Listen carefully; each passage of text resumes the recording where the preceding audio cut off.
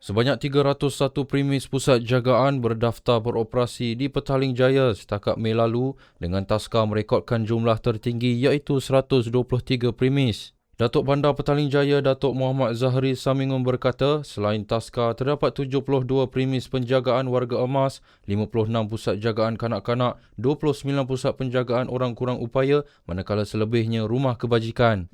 Menurutnya, Majlis Bandaraya Petaling Jaya MBPJ komited bekerjasama dengan pelbagai pihak dalam melaksanakan program signifikan bagi memacu pertumbuhan ekonomi penjagaan selaras Pelan Tindakan Ekonomi Penjagaan Petaling Jaya 2025 hingga 2030.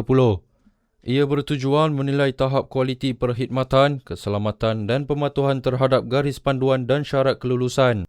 Katanya lagi, pihaknya juga giat memperkasa dasar ekonomi penjagaan Selangor 2024 hingga 2030 ke peringkat tempatan melalui penyediaan Pelan Tindakan Ekonomi Penjagaan Petaling Jaya 2025 hingga 2030.